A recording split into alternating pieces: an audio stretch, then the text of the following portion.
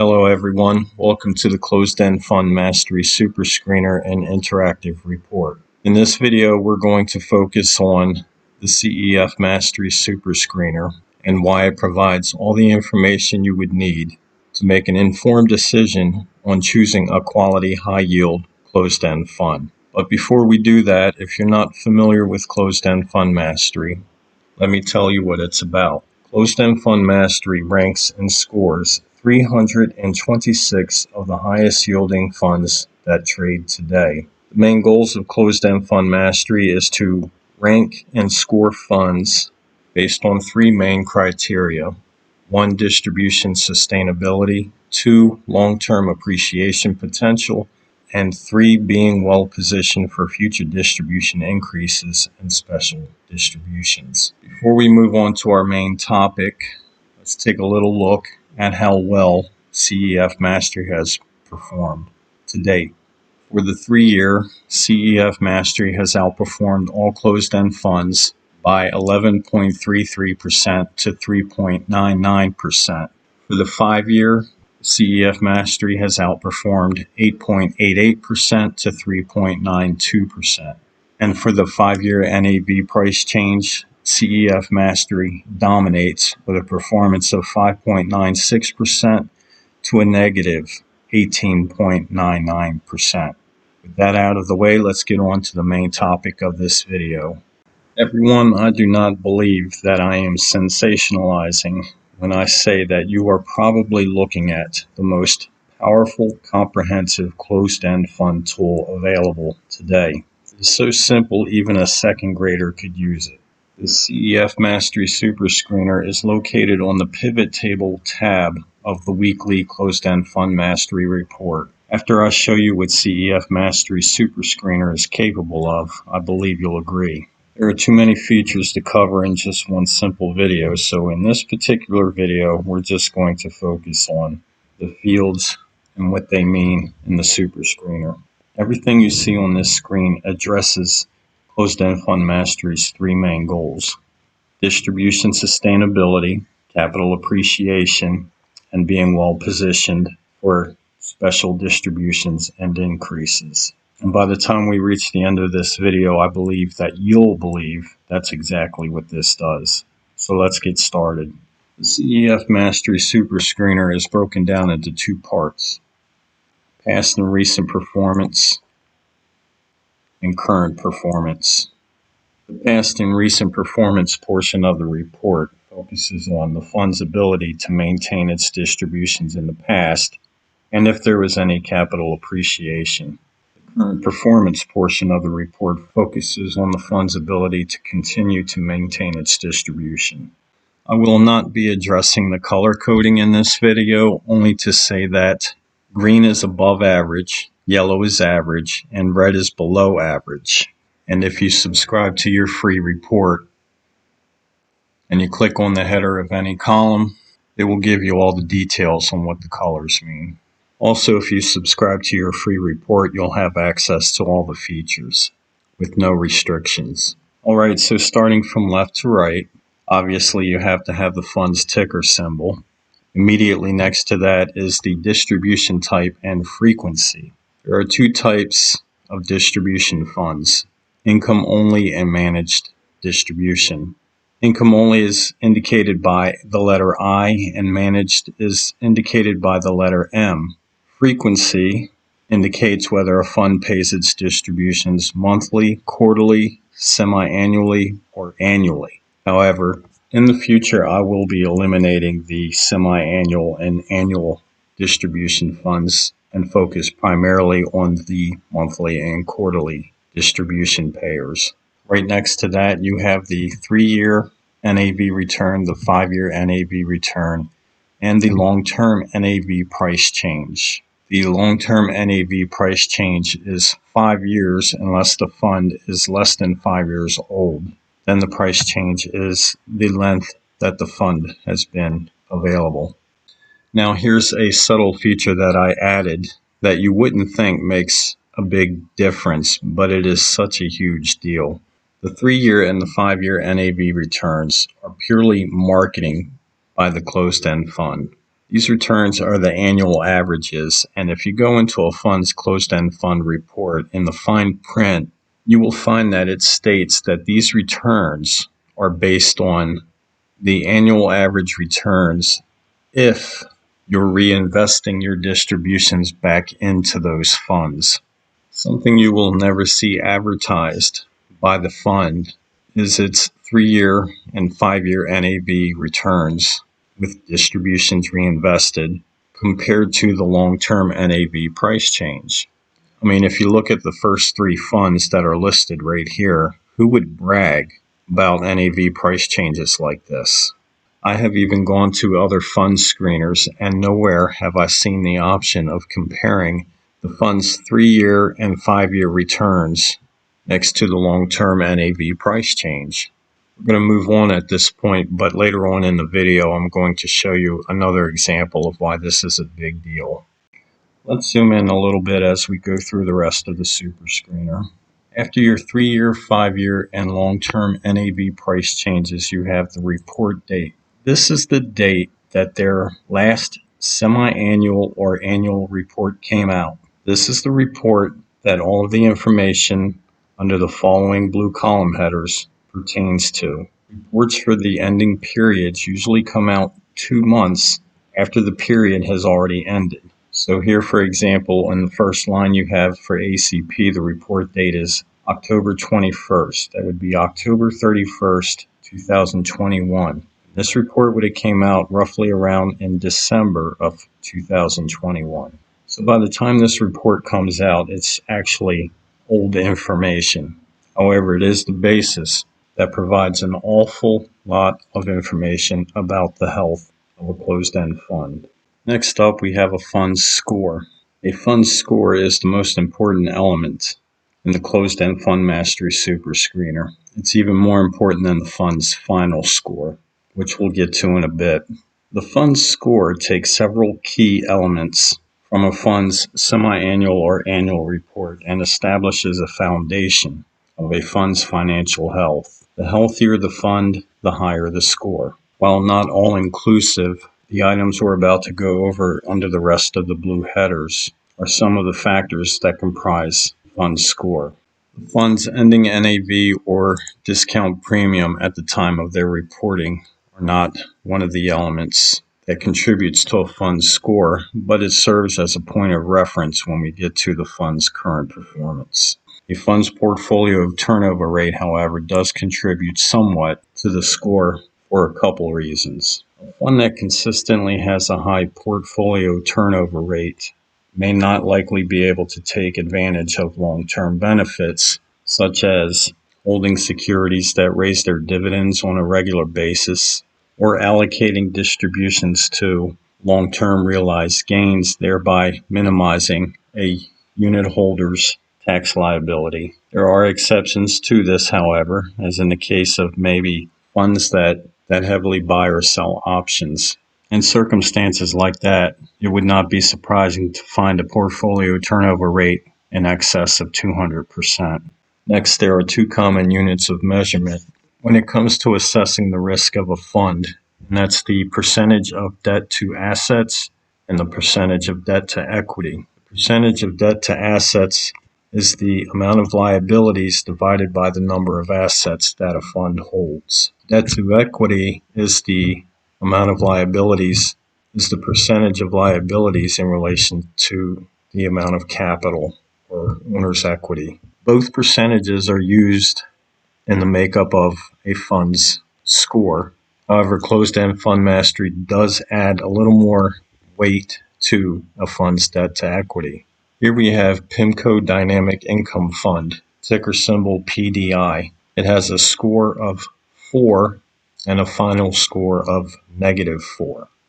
If you go to the balance sheet segment of the fund stats page, you can see that it has debt to assets percentage of 45.57%. Numerically, this comes out to $4,522,514,000 in liabilities compared to $9,923,944,000 in assets. But what's disturbing is the fund's debt to equity of 83.73%. A fund's debt to equity is the amount of the fund's liabilities divided into the fund's net asset value. And in this case, it equates to a debt to equity ratio of 83.73%. That's a staggering number.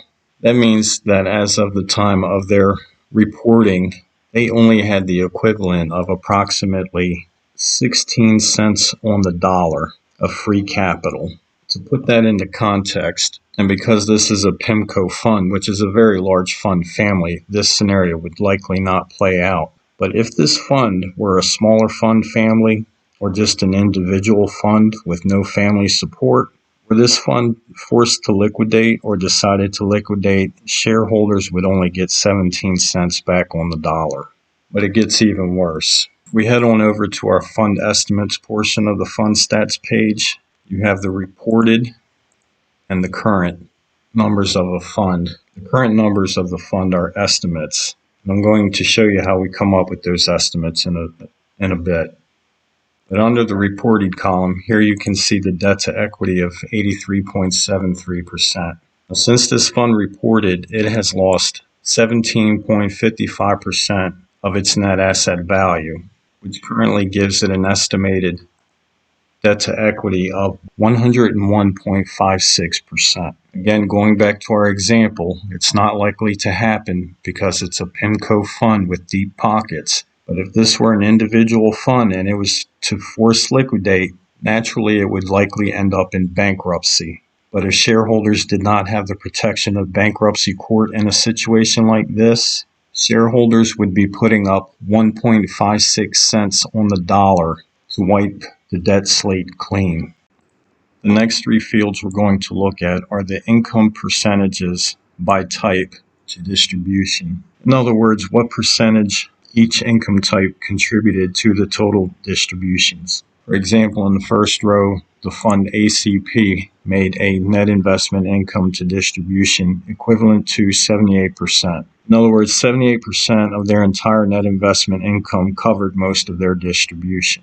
In the fund immediately below it, ACV, the fund had a negative 2.2% net investment income to distribution. Whenever you see a negative number in this column, it means that not only did it not contribute to the distribution, it failed to even cover operating expenses for the period. Now here's something unique that Closed-End Fund Master does that you're unlikely to find anywhere else. Did you know that distributions paid out to shareholders is not considered an expense? Therefore, distributions made to shareholders would not be subtracted from the net investment income.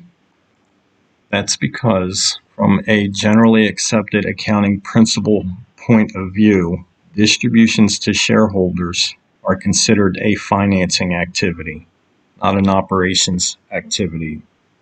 The reason I point this out is because even if you already know that your distributions aren't considered an expense to the fund, also not considered an expense to the fund are distributions paid out to preferred shareholders as well. There are a lot of fund families that make great use of issuing preferred shares as opposed to borrowing money, as you can see here.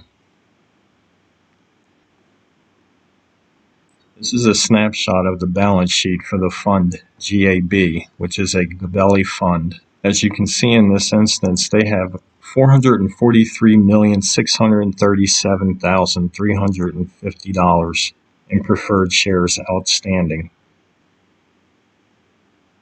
That $443 million plus in preferred shares resulted in distributions to preferred stockholders in the sum of $18,150,762. That figure is not subtracted from the net investment income they made of $10,165,243.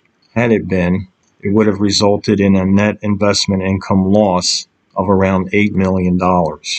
Now, even though technically distributions to preferred stockholders is not an expense to the fund, technically it is an expense to the fund holder because they get their dividends before you get yours. So what closed-end fund mastery does is it subtracts the preferred distribution amount from the net investment income. And in the case of the fund GAB, it results in a negative net investment income of 4.6%.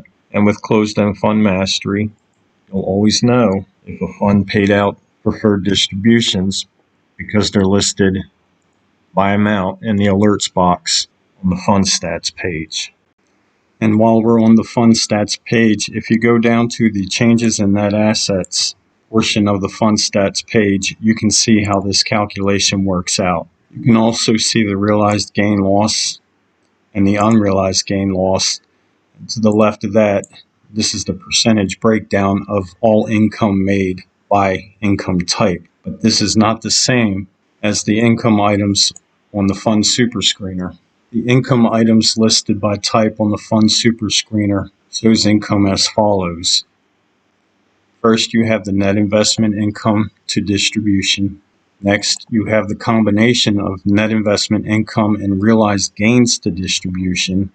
And then finally, you have all three income types combined together to the distribution. As you can see on this particular fund, they made net investment income of 65.9%. Combined with realized gains, it totaled 112.8%. But because of the declines in their unrealized portion of their portfolio, it completely wiped out the first two categories.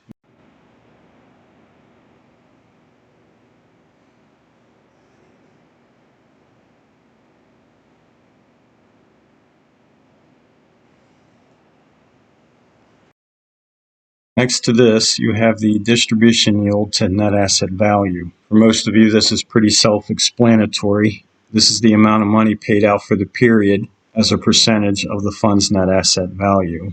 Next to that is all reported income to NAV. Since we were already talking about the fund GAB, let's take a look at their numbers. You can see their total distribution paid out to NAV was a total of 9.3%. But the total income earned in all three income type categories actually amounted to 18.3% to the net asset value, which gave you a reported income in excess of distribution of 9%.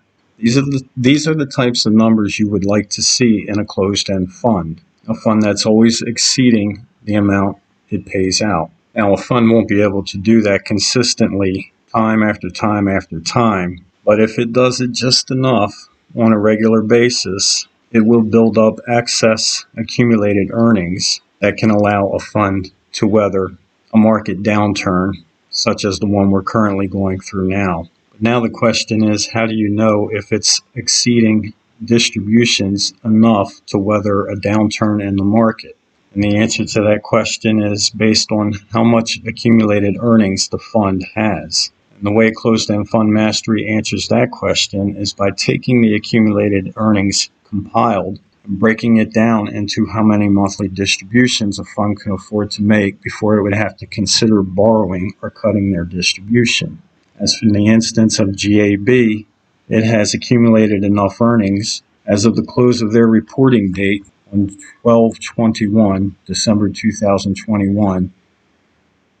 They had enough accumulated earnings to make 65 consecutive monthly distributions. Now, GAB is a fund that pays distributions quarterly, but for simplicity, closed-end fund mastery breaks it down into monthly distributions. So if you wanted to know how many quarters of distributions they had remaining, it would be 65 monthly distributions divided by 3 months in every quarter. Now, in addition to a fund's accumulated earnings, a fund will often combine their distribution payments with a combination of accumulated earnings and return of capital. If a fund regularly pays out a portion of their distributions as return of capital, that would greatly increase or could greatly increase the number of distributions that a fund could make before it would have to consider cutting or borrowing money to pay its distribution. So going back to this column over here, the return of capital percentage of distribution, this is the amount that has been returned to shareholders as return of capital as opposed to accumulated earnings. This portion of your distribution is not taxed because it is not considered income. Now here's another cool thing about closed-end fund mastery. Funds often put out a Section 19A report breaking down the portion of distribution that is return of capital. The problem is those figures are estimates, and by year end, they seldom match the numbers that were provided in those reports throughout the year. Despite closed-end funds putting out those reports on a regular basis, when they actually come to file their semi-annual return, they will often list the return of capital portion of their statement as zero. Because the truth is, until the end of the year, when they actually decide on the breakdown, they don't even know themselves. So what closed-end fund mastery does to help you with that is when they file their 6-month returns, you'll see an asterisk in the column indicating that they did not report any return of capital to shareholders in that report. Now, if you look to the column next to it, it says the annual average return of capital percentage. You'll see a number in this column if the fund has a history of returning capital to shareholders. So say for in this instance, for the fund FCT, you see that their semi-annual report indicates that they paid zero in return of capital for the period. Because of the 27% annual average return of capital, you can be certain that by the time they report their year-end filing, this column here will have a return of capital percentage. If you look at the fund FEI, you can see that it has a hard zero in the column, even though it has an annual average return of capital of 45%. When you see a fund with a hard zero in the column, it's usually indicative of an annual report. And despite having a history of returning capital in the past, they did not return capital this year. I hope I didn't make that sound too complicated. I mentioned a couple minutes ago about how you could be fairly confident that a fund would not cut its distribution based on the monthly distributions they had available. But what is also very helpful is knowing how large the pool of accumulated earnings is, and we can determine that by looking at the fund's earnings surplus deficit. The earnings surplus deficit is the amount of accumulated earnings or undistributed accumulated earnings in relation to a fund's capital. To explain this as simply as possible, using the fund FFA as an example, it has an earnings surplus deficit of 62%. Basically what that means is it has undistributed accumulated earnings of 62 cents for every $1 of capital invested. Or put another way, as of its reporting date of December 2021, the fund has a cumulative return of 62%. That is available for distribution, should the fund choose to distribute it. However, this figure was good as of December 2021. We are now currently at the end of June, and the market has done nothing but go down since the beginning of the year. So how do we know how healthy the fund is today? This brings us to the current portion of the report. Okay, for the remainder of this video, we're going to focus primarily on the fund FFA because in this particular screenshot, it happens to be the only closed-end fund mastery qualifying fund on the page. If you're learning about closed-end fund mastery for the first time, a closed-end fund mastery qualifying fund is any fund that has a score in the green, a final score in the green, and the estimated monthly distributions remaining in the green. Now, how does closed-end fund mastery come to the determination of what the estimated monthly distributions remaining is? And quite simply, all it is the estimated accumulated undistributed earnings divided by the number of outstanding shares that were reported on its last current filing. As a matter of fact, all of the estimates that you see here are based on the same thing. It's very important to note here that the estimates do not include additional shares that have come to market through dividend reinvestment. These are not included because A, we don't know what they are, and B, they're generally immaterial in relation to the total outstanding number of shares. And B, even though I do my best to stay on top of fund announcements, there may be instances where I may not be informed of situations such as rights offerings, which are material events that increases share count considerably. That aside, let's quickly get on with the rest of the video. Everything here is pretty much clear cut. You have the current NAV, the NAV percentage change since it last reported, its current discount premium, the percentage change in the discount or premium since it last reported, its current yield. I know I said I wasn't going to discuss color coding in this video, but if you see a fund with a current yield in the yellow, as you can see from the estimated monthly distribution remaining column, that pretty much means they're either returning capital or borrowing money to make their dividends. Next is the estimated distribution to NAV. Here we have a 7.6%. When they reported in December 2021, their distribution yield to NAV was only 5.9%.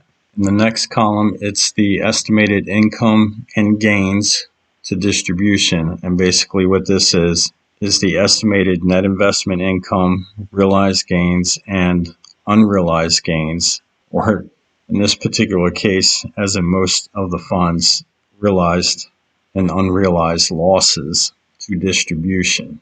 For FFA, its estimated income and gains to distribution is at a negative 755.6%. That means that they're currently estimated to be short of meeting their 6-month distribution obligation by a negative 755.6%. The next column is pretty much self-explanatory. It's the estimated debt to equity. Then again, you have the estimated monthly distributions remaining and the final score. The final score is based on the fund's score, and then taking into account its current performance, it is graded a performance score. That performance score is then either added or subtracted to the final score.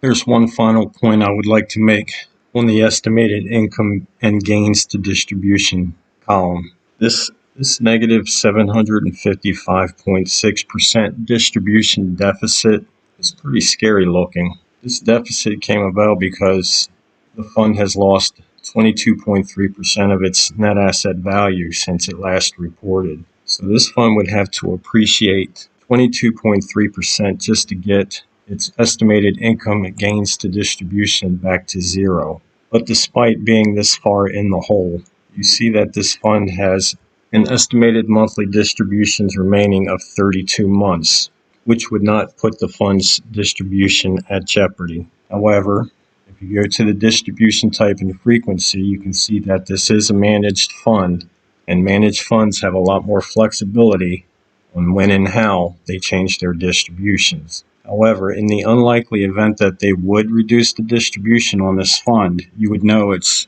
was done on the side of caution and not because they were desperate to. Alright guys, this was kind of a long video, so I'm going to wrap it up. If you got anything useful out of it, hit the like button. I will be putting out more videos that not only explores in-depth closed-end fund mastery, but also behind-the-scenes topics regarding closed-end funds in general. So click subscribe if you'd like to receive any of those in the future. Take care. Oh, and one more thing. If you want to know how to find the highest yielding, highest quality closed-end funds at the click of a button,